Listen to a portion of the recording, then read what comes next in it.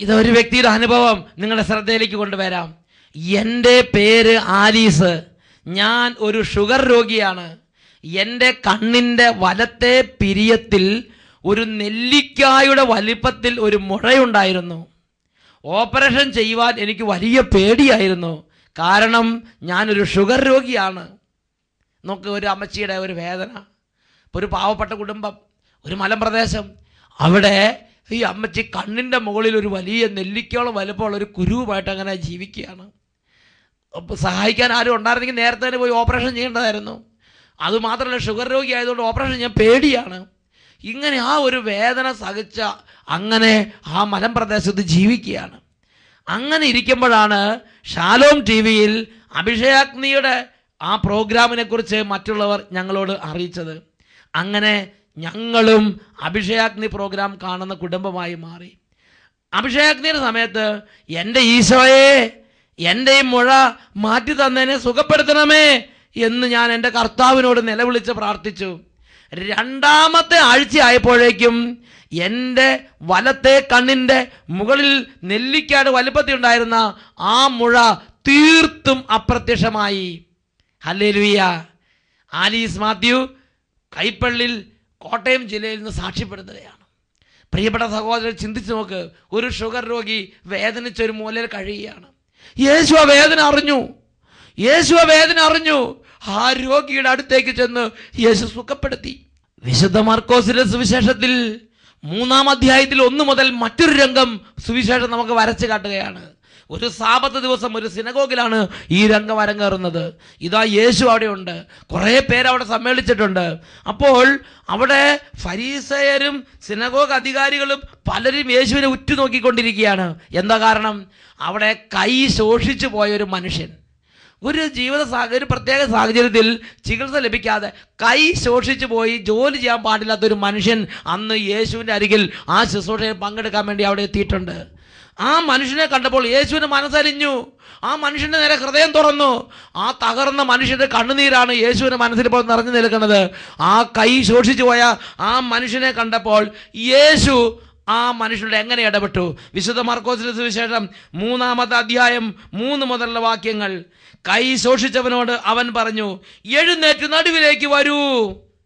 അനന്തരം അവൻ അവരോട് ചോദിച്ചു, സാപത്തിൽ നന്മ ചെയ്യുന്നതോ തിന്മ ചെയ്യുന്നതോ ജീവൻ രക്ഷിക്കുന്നതോ നശിപ്പിക്കുന്നതോ ഏതാണ് നിയമാനുസൃതം? അവർ മിണ്ടാതിരുന്നേ ഉള്ളൂ. കാരണം അവർ യേശുവിനെ കുറ്റം ആരോപിക്കാൻ വേണ്ടി, എന്തെങ്കിലും പഴുത് കിട്ടാൻ വേണ്ടി നോക്കിയിരിക്കുകയായിരുന്നു.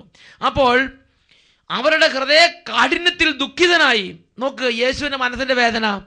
ഈ കൈ ശോഷിച്ചു പോയ ഈ മനുഷ്യനോട് മനസ്സലിവില്ലാതിരിക്കുന്ന അവിടെയുള്ളവരുടെ ഹൃദയ കാഠിന്യത്തെക്കുറിച്ച് ദുഃഖിച്ചുകൊണ്ട് യേശു ആ കൈ ശോഷിച്ച മനുഷ്യൻ എന്താ പറഞ്ഞത്? വിശുദ്ധ മാർക്കോസിന്റെ സുവിശേഷം 3-ാം അധ്യായം 5-ാം വാക്യം. അവരുടെ ഹൃദയ കാഠിന്യത്തിൽ ദുഃഖിച്ച് അവൻ ക്രോധത്തോടെ നോക്കിക്കൊണ്ട് യേശു അവനോട് പറഞ്ഞു, കൈ നീട്ടുക. അവൻ കൈ നീട്ടി, അത് സുഖപ്പെട്ടു. ഹല്ലേലൂയ.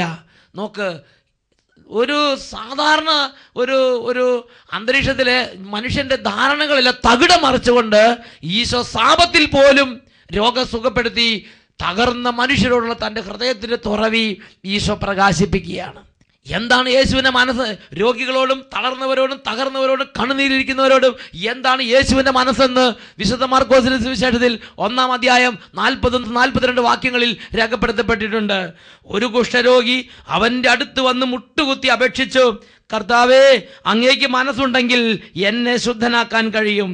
അവൻ കരുണ തോന്നി കൈ നീട്ടി അവനെ സ്പർശിച്ചുകൊണ്ട് പറഞ്ഞു, എനിക്ക് മനസ്സുണ്ട്, നിനക്ക് ശുദ്ധി ഉണ്ടാകട്ടെ. തൽക്ഷണം അവൻ്റെ കുഷ്ഠരോഗം അവനെ വിട്ടുപോയി. എനിക്ക് മനസ്സുണ്ട്, നിനക്ക് ശുദ്ധി ഉണ്ടാകട്ടെ. അപ്പോൾ ശുദ്ധിയില്ലാത്ത കുഷ്ഠരോഗിയായി ഈ മനുഷ്യനെ കുറിച്ചുള്ള യേശുവിൻ്റെ മനസ്സെന്താ? കരുണ തോന്നിയിട്ട് എനിക്ക് മനസ്സുണ്ട്, നീ ശുദ്ധി പ്രാപിക്കൂ. ഇതാണ് യേശുവിൻ്റെ മനസ്സ്.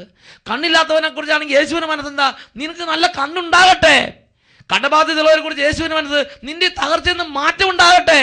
തകർന്ന കുടുംബങ്ങൾ ഒരു വിടുതൽ ഉണ്ടാകട്ടെ. പ്രിയപ്പെട്ട സഹോദരങ്ങളെ, തകർന്നവരോട് മനസ്സലിവുള്ള കർത്താവാണ് ബൈബിളിലെ ദൈവം. പ്രിയപ്പെട്ട സഹോദരങ്ങളെ, തകർന്നവരോട് മനസ്സലിവുള്ള കർത്താവാണ് ബൈബിളിലെ ദൈവം. യോഹന്നാന്റെ സുവിശേഷത്തിൽ 8-ാം അധ്യായത്തിൽ 37-ാം വാക്യത്തിൽ യേശു പഠിപ്പിച്ചു, എൻ്റെ പിതാവ് എനിക്ക് തരുന്നവരെല്ലാം എൻ്റെ അടുക്കൽ വരുന്നു, എൻ്റെ അടുക്കൽ വരുന്നവരെ ഞാൻ ഒരു നാളും തള്ളിക്കളയുകയില്ല. അതുപോലെ യേശുവിൻ്റെ മനസ്സ് അവരോട് തുറന്നിരിക്കുകയാണ്. പ്രിയ ദൈവ പൈതലേ, ഇന്ന് അനേകം വ്യക്തികൾക്കൊരു ധാരണയുണ്ട്, എന്തിനാണ് ഇങ്ങനെ ജനങ്ങളെല്ലാം കൂടി അങ്ങോട്ട് ഓടുന്നത് ഇങ്ങോട്ട് ഓടുന്നത്, എന്താ ഈ വീട്ടിൽ ദൈവമില്ലേ, എന്താ ഈ പള്ളി ദൈവമില്ലേ, ഇവരെല്ലാം കൂടെ രോഗശാന്തിക്ക് വേണ്ടി ഓടുകയാണല്ലോ, ഇതെല്ലാം കൂടി എന്തിനാ പോണത്, അവനവൻ്റെ കാര്യങ്ങൾ നടത്താൻ വേണ്ടി പോവുകയല്ലേ? പ്രിയപ്പെട്ട സഹോദരങ്ങളെ, ചിന്തിക്കണം. ഒരു വേദന ഇരിക്കുന്ന മനുഷ്യന് അവൻ്റെ വേദന വലിയൊരു പ്രശ്നം തന്നെയാണ്. രോഗത്തിരിക്കുന്ന മനുഷ്യന് അവൻ്റെ രോഗം ഒരു വലിയ പ്രശ്നം തന്നെയാണ്. കടബാധിതരിക്കുന്ന മനുഷ്യന് അവൻ്റെ കടബാധിത ഒരു വലിയ പ്രശ്നം തന്നെയാണ്. ആ കടബാധിതയുമായി അവനൊരു മന്ത്രവാദിയുടെ അടുത്തേക്ക് പോകുന്നതിനേക്കാൾ അവൻ യേശുക്രിസ്തുവിന്റെ അടുത്തേക്ക് പോകുന്നതല്ലേ ശ്രേഷ്ഠമായ സംഗതി? ആ ഒരു തകർച്ചയുമായി അവനൊരു ദുർശക്തിയുടെ അടുത്തേക്ക് പോകുന്നതിനേക്കാൾ അവൻ ദൈവപുത്രനായി യേശുവിൻ്റെ അടുത്തേക്ക് പോകുന്നതല്ലേ ശ്രേഷ്ഠമായ സംഗതി? അതിനെക്കുറിച്ച് ഞാൻ നിങ്ങൾ സന്തോഷിക്കുകയല്ലേ വേണ്ടത്? അതിനെക്കുറിച്ച് ഞാൻ നിങ്ങൾ ആനന്ദിക്കുകയല്ലേ വേണ്ടത്? യേശുക്രിസ്തുവിൻ്റെ കാലത്ത് യേശുക്രിസ്തുവിൻ്റെ അരികിൽ വന്നവരോടെല്ലാം യേശു മനസ്സലിവുള്ളവനായിരുന്നു. ഹല്ലേലൂയ. ഇന്നും അങ്ങനെ തന്നെ, ഇന്നും അങ്ങനെ തന്നെ, ഇന്നും അങ്ങനെ തന്നെ. Price the Lord. വിശുദ്ധ മാഗ്ഡിൽഡ് എന്ന വിശുദ്ധയ്ക്ക് ഈശോ പ്രത്യക്ഷപ്പെട്ടപ്പോൾ വിശുദ്ധ മാഗ്ഡിൽഡിനോട് ഈശോ പറഞ്ഞത് എങ്ങനെയാണ്? മനുഷ്യർ എന്നിൽ നിന്ന് നല്ല കാര്യങ്ങൾ പ്രതീക്ഷിക്കുമ്പോൾ എനിക്ക് സന്തോഷമാണ്, അവർ ആഗ്രഹിക്കുന്നതിലും കൂടുതൽ ഞാൻ അവർക്ക് കൊടുക്കും. Price the Lord. ഈ നിമിഷങ്ങളിൽ എഴുന്നേറ്റ് നിന്ന് കരങ്ങൾ ഉയർത്തി നമുക്ക് സ്തുതിക്കാം. Hallelujah, hallelujah, hallelujah. ഓ ദൈവമേ, ഈ കാലഘട്ടത്തിൽ ഈ സമൂഹത്തിൽ യേശു ക്രിസ്തുവുമായുള്ള അഭേദ്യമായ ബന്ധത്തിൽ നിന്ന്, യേശുവിനോടുള്ള ആ വൈകാരിക അടുപ്പത്തിൽ നിന്ന് ഏതെങ്കിലും മകനെയോ മകളെയോ സാത്താൻ അടർത്തി മാറ്റിയിട്ടുണ്ടെങ്കിൽ കർത്താവായ യേശുവിന്റെ അത്ഭുത നാമശക്തിയാൽ സാത്താന്യ ശക്തികൾ ഇപ്പോൾ വിട്ടുമാറി പോകട്ടെ. Hallelujah, hallelujah. തെറ്റായ അറിവുകൾ, തെറ്റായ കാഴ്ചപ്പാടുകൾ, തെറ്റായ ബോധ്യങ്ങൾ യേശുവിന്റെ നാമത്തിൽ മനോമുഖരകളിൽ നിന്ന് വിട്ടുമാറി പോകട്ടെ. Hallelujah, hallelujah. അധ്വാനിക്കുന്നവരും ഭാരം വഹിക്കുന്നവരും എൻ്റെ അടുക്കൽ വരുവിൻ, ഞാൻ അവരെ ആശ്വസിപ്പിക്കുമെന്ന് പറഞ്ഞ യേശുവിന്റെ ആത്മാവിനെ കുറിച്ച് തിരിച്ചറിയുവാൻ തക്കവണ്ണം ഹൃദയങ്ങൾ തുറക്കപ്പെടട്ടെ. Hallelujah, hallelujah. യേശുവേ ആരാധന, ആരാധന. യേശുവേ ആരാധന, ആരാധന. യേശുവേ ആരാധന, ആരാധന. യേശുവേ ആരാധന. യേശുവേ സ്തോത്രം. യേശുവേ നന്ദി. യേശുവേ സ്തോത്രം. യേശുവേ ആരാധന. ഹല്ലേലൂയ. വിശുദ്ധ മത്തായിയുടെ സുവിശേഷം 11-ാം അധ്യായം 26-ാം തിരുലിഖിതം. അധ്വാനിക്കുന്നവരും ഭാരം വഹിക്കുന്നവരുമായ നിങ്ങളെല്ലാവരും എൻ്റെ അരികിൽ വരുവിൻ, ഞാൻ നിങ്ങളെ ആശ്വസിപ്പിക്കാം എന്ന് യേശു അരുളി ചെയ്തു. Praise the lord.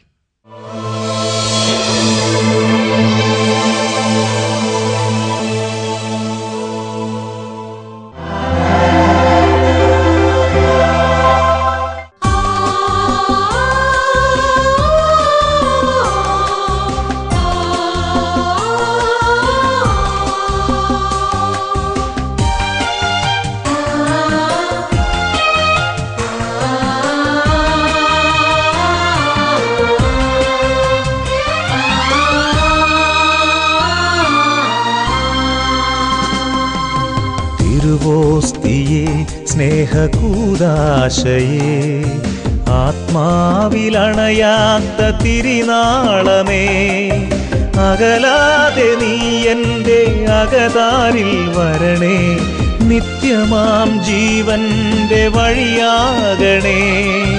തിരുവോസ്തിയേ സ്നേഹകൂദാശയേ ആത്മാവിലണയാത്ത തിരിനാളമേ, അകലാതെ നീ എൻ്റെ അകതാരിൽ വരണേ, നിത്യമാം ജീവന്റെ വഴിയാകണേ.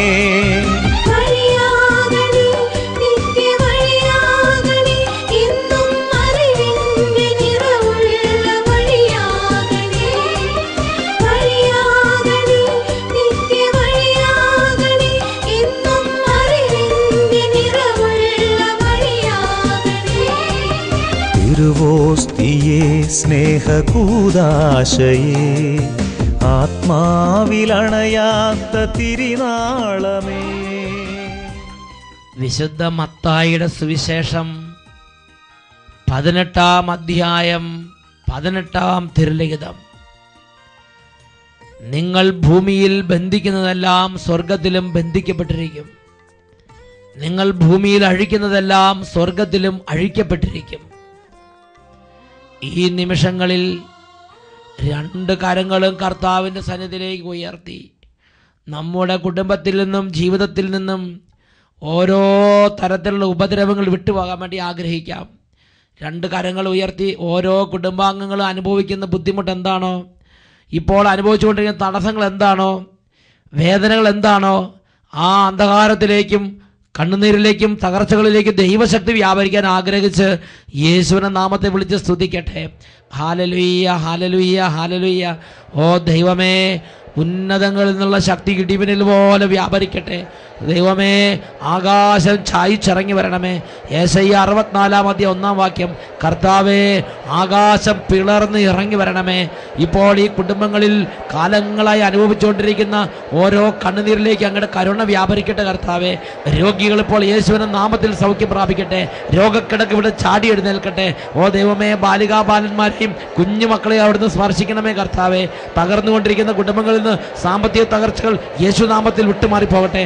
പഠിക്കാൻ കഴിയാത്ത കുട്ടികൾക്ക് പഠന മേഖലയുള്ള ഓരോ ബന്ധനങ്ങളും യേശുനാമത്തിൽ മാറിപ്പോകട്ടെ. കുഞ്ഞുങ്ങളുടെ ബുദ്ധി തെളിഞ്ഞു വരട്ടെ എന്ന് പ്രാർത്ഥിക്കുന്നു.